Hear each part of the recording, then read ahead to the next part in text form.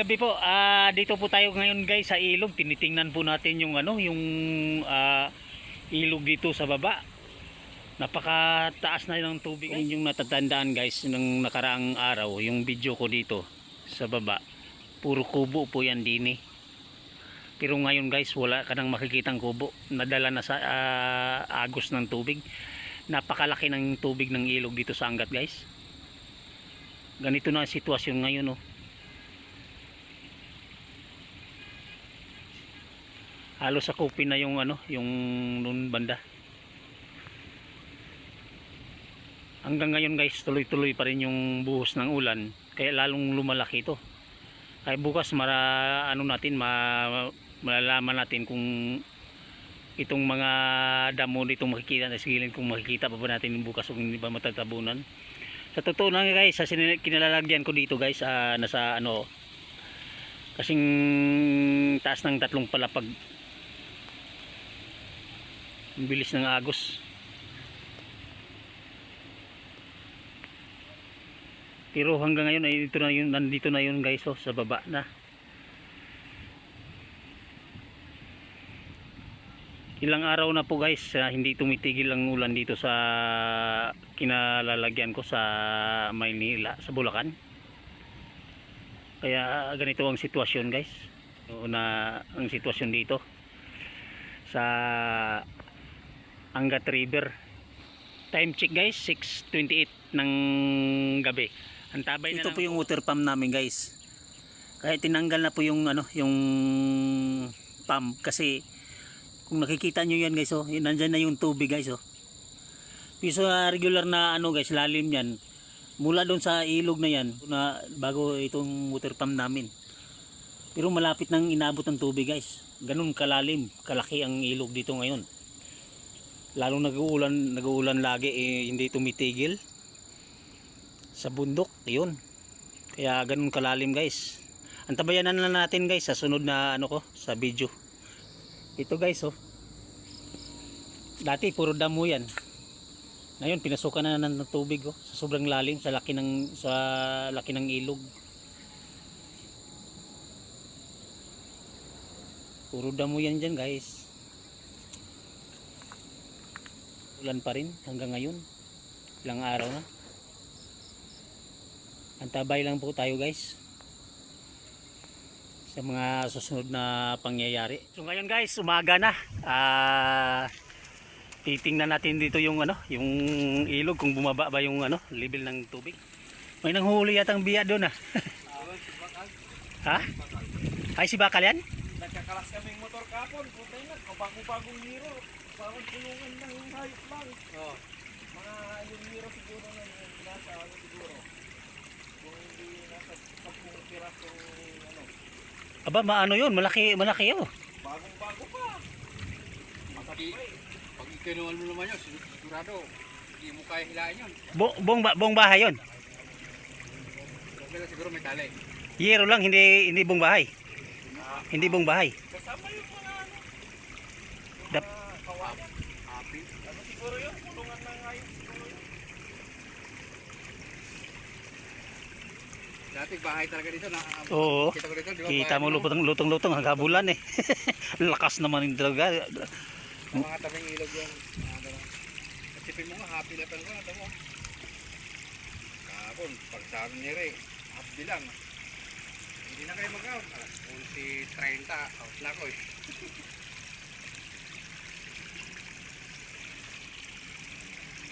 Ngayon buti nagpapasok ngayon. Hindi ba kayo nag-in? Naging kami, pinatakuyin nyo rin. Oy, normal na tong ah. Ito? Pag nagpapakawala ang dam, gabi naman nagpapakawala yan, hindi naman nagpapakawala ng araw yan.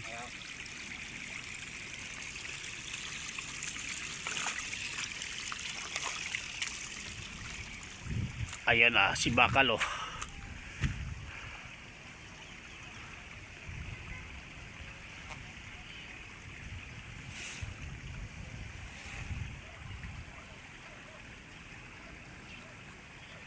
Parang dagat. Lumalabas na yung Si- isang araw. Sino yung lumalangoy? Tao ba yan? Hindi, kawayan. Kala ko tao. Kala ko tao guys yung lumulangoy, oh, kawayan pala. Pusti pala na ng ano, ng kubo. Dirty naman dun sa baba. Ito, ang dami nating kawayan. Pwede na pagkulungan ng manok ah. Mga kuha nga mamaya, gawin kong kulungan.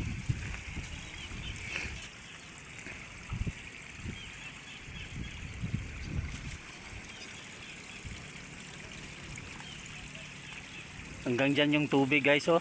Kagabi. Hindi. Oh, dyan lang. Oh, dyan lang. Yung water pump namin guys, ayan, nandyan sa taas na yan. Kaya malalim yan. Tatlong palapag. Yan ang lalim mula sa level ng tubig. At saka yung water pump namin, pero muntik-muntik ka nang iabutin.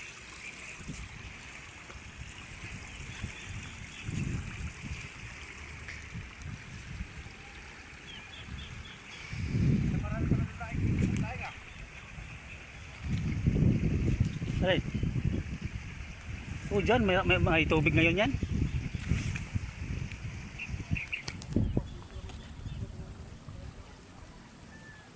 Doon banda guys, ang daming gabi yan doon, no? Kaso lang matubig ngayon, marami tubig. Inabot ng tubig.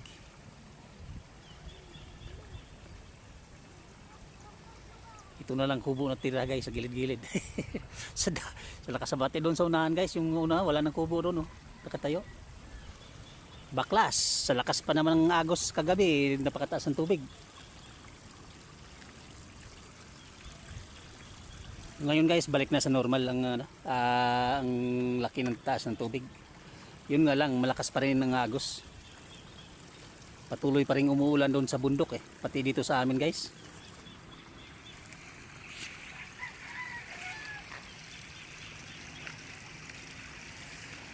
Pupunta natin yung water level doon ng warning flood control doon sa ilalim ng tulay.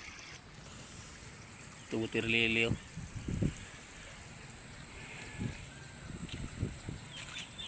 Sumadsad ang water lily dito sa taas. Hindi na nakabalik. Iyon, no.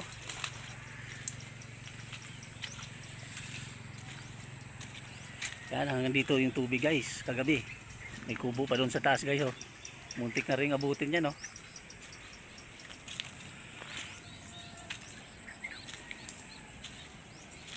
Ito po yun.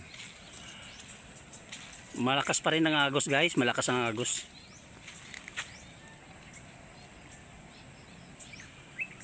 Malalim po yan.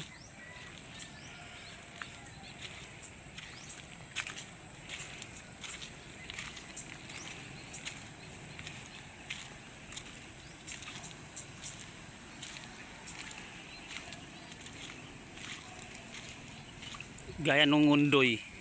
Nung undoy may pinakamalakas yun guys. Dito tumama rito. Yung mga hayop, mga bahay nagsilutangan, nagkarirahan. Papunta sa ilalim ng tulay. Daming mga hayop na doon, saka bahay na napinsala sa bagyo na yan. Yung pundasyon ng pusti na yan guys, apaw pa dyan tubig yung bagyong undoy, kaya umahon yung tubig doon sa taas.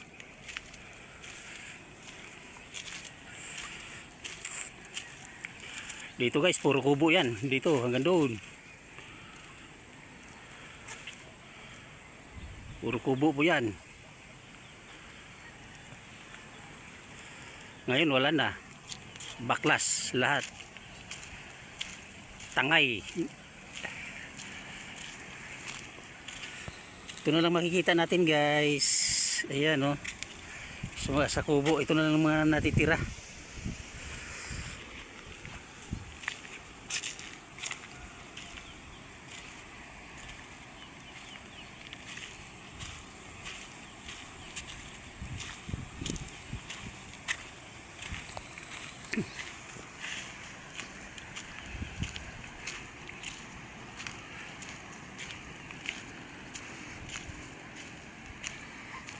Yung puro kubo yan dito hanggang doon sa may tulay na yun, lampas ng tulay na yan, pusti ng tulay na yan, puro kubo yan. Ngayon wala na, walis.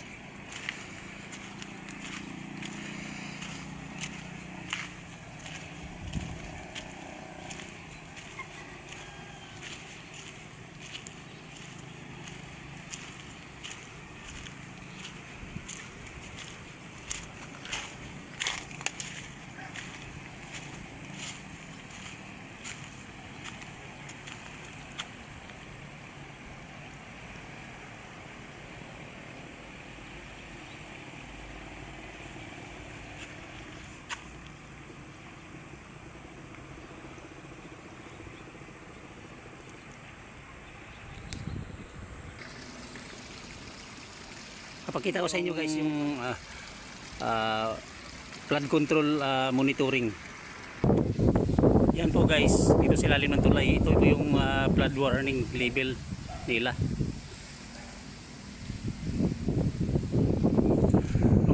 Nung kalakasan ng bagyo dito guys, yung 5 meters na yan, abot yan.